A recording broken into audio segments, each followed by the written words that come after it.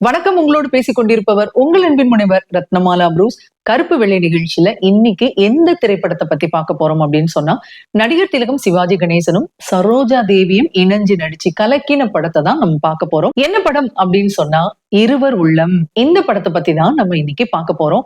நிறைய பேர் இந்த படத்தை பார்த்திருப்பீங்க. அந்த காலத்துல இந்த படம் 1963 வந்த படம்ங்க. நடிகர் திலகம் சிவாஜி கணேசன் சரோஜா தேவி அப்படின்னு சொல்லிட்டாலே அந்த படம் நிச்சயமா ஹிட் தான் இல்லையா? அப்படி வந்த படம் தான் இந்த இருவர் உள்ளம். இந்த படம் பாத்தீங்கன்னா லக்ஷ்மி அப்படின்ற ஒரு எழுத்தாளருடைய நாவலை தழுவி எடுக்கப்பட்ட படம். எல்.வி. பிரசாத் தான் இந்த படத்தை வந்து டைரக்ட் பண்ணினாரு. கலைஞர் அவர்கள் தான் திரைக்கதை வசனம் எழுதினாரு. பாடல்கள் எல்லாமே பாத்தீங்கன்னா கவியரசர் கண்ணதாசன் எழுதினது. அப்புறம் எப்படி இந்த படம் ஹிட் ஆகாம இருக்கும் அப்படின்னு நீங்க கேட்கலாம். நிச்சயமாங்க இந்த படம் வந்து சூப்பர் டூப்பர் ஹிட்.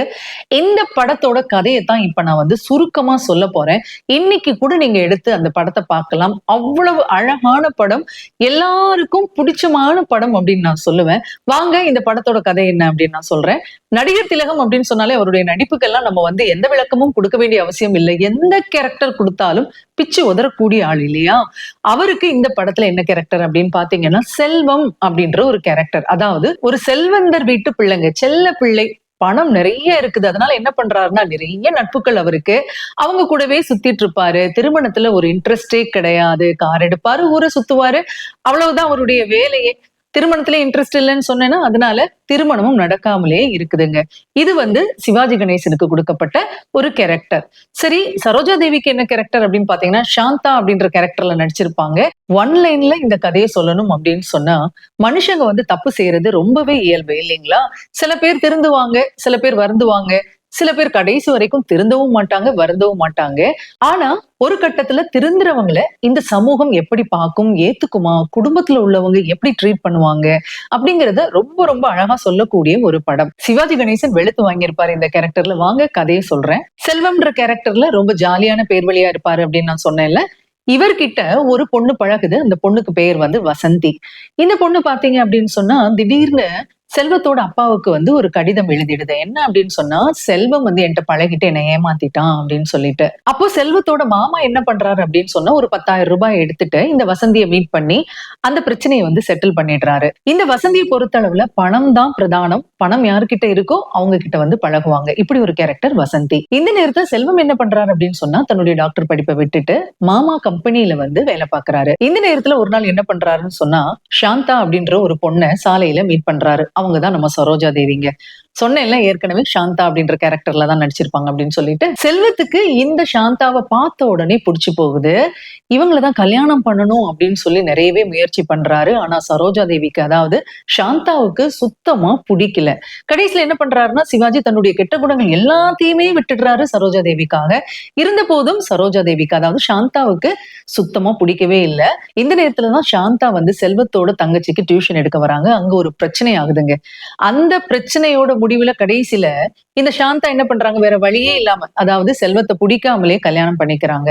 இப்படி நடக்குதா?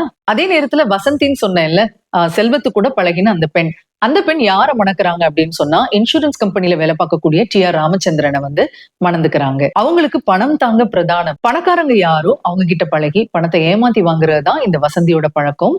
அதனால மைனர் மாணிக்கம் அப்படின்ற ஒரு ஆள் கூட பழக்கம் வருது. அவர் ரொம்ப பெரிய பணக்காரர். அதனால அவங்க கூட பழக்கம் வருது. யாருக்கு? வசந்திக்கு. அதுக்கப்புறமா என்ன நடக்குது அப்படின்னு பாத்தீங்கன்னா, இந்த செல்வமும் சாந்தாவும் எங்க போறாங்க அப்படின்னு சொன்னா, கன்னியாகுமரிக்கு போறாங்கங்க. அங்க போற இடத்துலயும் இந்த வசந்தி வந்து அவ்வளவு தொல்லை கொடுக்குறாங்க செல்வத்துக்கு. இத பாக்குறாங்க சரோஜா தேவி. அவங்களுக்கு மயக்கமே வருது. தன்னுடைய கணவன் இப்ப கூட திருந்தவே இல்லை அப்படின்னு சொல்லிட்டு. அவர் திருந்திட்டாரு. ஆனாலும் இங்க சரோஜா தேவிக்கு நம்பிக்கையே இல்லை. அதனால மயங்கி விழுந்துடுறாங்க. கடைசியில அவங்களுக்கு விஷ ஜூரம் வருதுங்க. அதாவது விஷ காய்ச்சல் வருது. இந்த நேரத்துல செல்வம் தன்னுடைய மனைவியான சாந்தாவை அவ்வளவு அக்கறையோடையும் அன்போடையும் கவனிச்சுக்கிறாரு. பாக்குறாங்க சாந்தா, இவ்வளவு அன்பான ஒரு கணவர், இவர் தப்பே பண்ணிருக்க மாட்டாரு, எந்த தப்பும் பண்ணிருக்க மாட்டாரு அப்படின்னு சொல்லிட்டு நினைச்சிட்டு இருக்காங்க. இப்படி செல்வமும் சாந்தாவும் ஒருத்தர் நல்லாவே புரிஞ்சிட்டு இருக்காங்க. இந்த நேரத்துலதான் செல்வத்துக்கு வந்து டெல்லி போறதுக்கான ஒரு வாய்ப்பு கிடைக்குது. அங்க போறாரு. அந்த நேரத்துல டி.ஆர். ராமச்சந்திரன் இருக்காரு பாருங்க. அவரும் வெளியூர் போகணும் அப்படின்னு நினைக்கிறாரு. ஆனா அந்த நேரத்துல ஒரு லெட்டர் வருது. என்ன லெட்டர் அப்படின்னு சொன்னா, மைனர் மாணிக்கத்திட்ட இருந்து வசந்திக்கு வந்த லெட்டர். அதுல என்ன எழுதியிருக்கு அப்படின்னா, எப்போ உன்னுடைய கணவன் வெளியில போவார்ன்னு சொல்லு, அந்த நேரத்துல நான் வரேன் அப்படின்னு சொல்லிட்டு. எப்படி இருக்கும் பாருங்க டி.ஆர். ராமச்சந்திரனுக்கு. அவருக்கு பயங்கர கோபம் வருது. இது வசந்தி என்ன பண்றாங்க பாருங்களேன், இந்த மைனர் மாணிக்கத்தையும் விட்டுட்டு டி.ஆர்.ஆரையும் விட்டுட்டு, அதாவது டி.ஆர். ராமச்சந்திரனையும் விட்டுட்டு, செல்வம் அதாவது சிவாஜி கணேசனை தான் வேணும் அப்படிங்கிற அந்த எண்ணத்துல, ஏன்னா அவர்கிட்ட தான் நிறைய பணம் இருக்கு.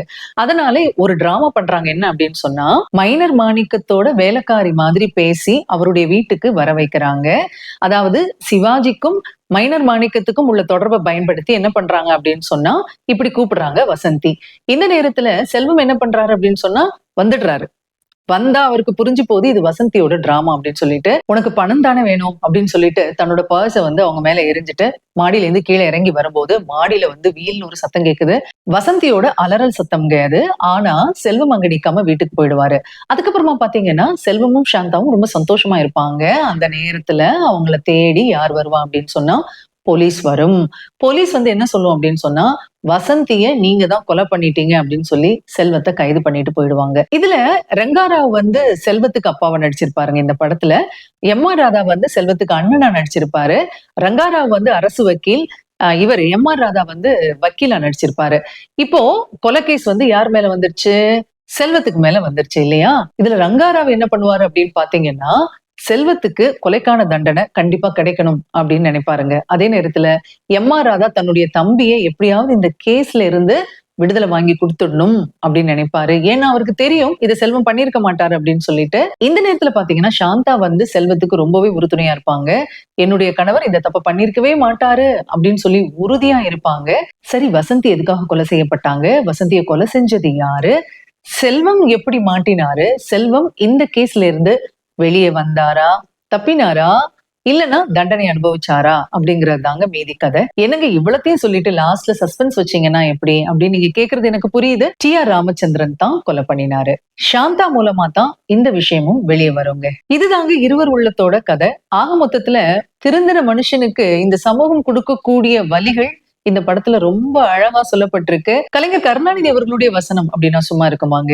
அது மட்டும் இல்ல, கவியரசர் கண்ணதாசனுடைய பாடல்கள் இந்த படத்துல அவ்வளவு அழகான பாடல்கள் எழுதி கொடுத்திருப்பாரு. கே.வி. மகாதேவன் அவர்களுடைய இசை நினைச்சு பாருங்களேன். கவியரசர் கண்ணதாசன் பாடல்கள், கே.வி. மகாதேவன் இசை. பாடல்கள் எப்படி இருக்கும்? பாடல்கள் பத்தி சொல்றேன் பாருங்க. அதாவது ஆரம்பத்துல செல்வம் தன்னோட ஃப்ரெண்ட்ஸ் கூட எல்லாம் சேர்ந்து சுத்துவார் இல்லையா? கார் எடுப்பாரு, உடனே பாட்டு பாடிடுவாருங்க. அப்படி ஒரு பாட்டு தான் பறவைகள் பலவிதம் ஒவ்வொன்றும் ஒரு விதம் அப்படின்ற பாட்டு. இந்த பாட்டு அந்த கால இளைஞர்களுக்கெல்லாம் ரொம்ப ஃபேவரட்டா இருந்தது அப்படின்னு சொன்னா அதை யாராலும் மறுக்க முடியாதுங்க. அடுத்ததா பாத்தீங்க அப்படின்னு சொன்னா, கண்ணெதிரே தோன்றினாள், கனிமுகத்தை காட்டினாள், நேர்வழியில் மாற்றினாள், நேற்று வரை ஏமாற்றினாள். இந்த பாடலும் இந்த படத்துல இடம்பெற்றதுதான். எவ்வளவு அழகா பாடியிருப்பார்ல டி.எம். சௌந்தரராஜன் அவர்கள். இந்த பாடலை பிடிக்காதுன்னு யாராவது சொல்ல முடியுமாங்க? நிச்சயமா எல்லாருக்குமே பிடிச்ச பாடல் அப்படின்னு சொல்லலாம். இன்னைக்கு கேட்டாலும் அவ்வளவு ஒரு உணர்ச்சி கொடுக்கக்கூடிய ஒரு பாடலா இந்த பாடல் இருக்கு. இதை தாண்டி இன்னொரு பாடல் சொல்ல போறேன். கொஞ்சம் சோகமான பாடல் தான். பி. சுஷிலாமா பாடின பாடல். எல்லார் இதயத்தையும் தொடக்கூடிய ஒரு பாடல். இதய வீணை தூங்கும் போது பாட முடியுமா, இரண்டு கண்கள் இரண்டு காட்சி காண முடியுமா அப்படின்னு சொல்லி சுஷிலாமா பாடின அழகான பாடலும் இந்த படத்துல இடம் பிடிச்சிருக்கு. அடுத்ததா பாத்தீங்க அப்படின்னு சொன்னா, புத்தி சிகாமணி பெத்த பிள்ளை அப்படின்ற பாட்டும் இந்த படத்துல இடம் பெற்றதுதான். படத்துல பாத்தீங்கன்னா எம்.ஆர். ராதா இந்த பாடலுக்கு ரொம்பவே அழகா நடிச்சிருப்பாருங்க. அழகு சிரிக்கின்றது, ஆசை துடிக்கின்றது அப்படின்ற பாடலும் இந்த படத்துல இடம்பெற்றதுதான். ஏன் எழுதாய் ஏன் எழுதாய் அப்படின்ற பாடலும் இந்த படத்துல இடம்பெற்ற பாடல் தான். இத்துணை பாடல்களும் இந்த இருவர் உள்ளம் அப்படின்ற படத்துல இடம்பெற்ற பாடல்கள். நினைச்சு பாருங்களேன், அப்ப இந்த படம் எப்படி இருக்கும் அப்படின்னு சொல்லிட்டு. தெரி வசனங்கள் அப்படின்னு சொல்லலாங்க. அவ்வளவு சூப்பரான வசனங்கள் இந்த படம் முழுக்க கொட்டி கிடக்கும். நடிப்புல யார் நடிப்பை சொல்றதுன்னே இல்லை, எல்லாருமே பட்டைய கிளப்பியிருப்பாங்க. நடிகர் திலகம்னா அவருடைய நடிப்பு வேற லெவல் அப்படின்னு சொல்லலாம். அபிநய சரஸ்வதி, சரோஜா தேவி அப்படின்னு சொன்னா அவங்களுடைய அந்த முக பாவங்கள் எல்லாமே நமக்கு ரொம்ப ரொம்ப பிடிக்குங்க. எம்.ஆர். ராதா சொல்லவே வேண்டாம். அவருடைய நடிப்பு அப்படின்றது யூனிக் அப்படின்னு சொல்லணும். யாராலையும் கொடுக்க முடியாத ஒரு நடிப்பை கொடுத்திருப்பாரு. ரங்காராவ், டி.ஆர்.ஆர், இப்படி எத்தனையோ நடிகர்கள். இன்னும் சொல்ல போனா முத்துலட்சுமி நடிச்சிருப்பாங்க எம்.ஆர். ராதாவுக்கு மனைவியா. காது கேட்காதவங்களா நடிச்சிருப்பாங்க. ரொம்ப அருமையா நடிச்சிருப்பாங்க. அவங்க தூத்துக்குடி மாவட்டத்தை சேர்ந்தவங்க. அவங்க நடிப்பு சொல்லவே வேண்டாம், ரொம்ப இயல்பா இருக்கும். இப்படி ஒவ்வொருத்தரும் உங்களுடைய நடிப்பை இதுல வந்து கொட்டியிருப்பாங்க. எல்லாருமே பார்க்கலாங்க இந்த படத்தை. குடும்பத்தோட உட்கார்ந்து இந்த படத்தை நிச்சயமா பார்க்கலாம். 1963ல தான் வெளிவந்ததுன்னு சொன்னேன் இல்லையா இந்த படம். அதுக்கப்புறமா 1980கள்ல பாத்தீங்கன்னா திருப்பி இந்த படத்தை வந்து புதிய பதிப்பாக வெளியிட்டிருக்காங்க. அந்த நேரத்திலும் புது படம் வெளியான மாதிரி இந்த படம் வெளியாகி அவ்வளவு நாட்கள் ஓடி இருக்குங்க. நடிகர் திலகம், அதுக்கப்புறமா வந்து கலைஞர், அதுக்கப்புறமா வந்துட்டு எல்வி பிரசாத், இவங்க 3 பேரும் சேர்ந்து இதுக்கு முன்னாடியுமே ஒரு படத்தை வந்து சூப்பர் டூப்பர் ஹிட்டா கொடுத்திருந்தாங்க. மனோகரா அப்படின்ற படம். மனோகர வசனத்தை பத்திலாம் நான் சொல்லவே வேண்டாம். எப்படி சிவாஜி நடிச்சிருப்பாரு, ஒவ்வொரு வசனமும் எப்படி வந்து அனல் பறக்கக்கூடியதா இருக்கும் அப்படிங்கறதெல்லாம் நீங்க நிச்சயமா பார்த்திருப்பீங்க. அந்த கூட்டணி தான் மீண்டும் சேர்ந்து இந்த படத்தை கொடுத்திருக்காங்க.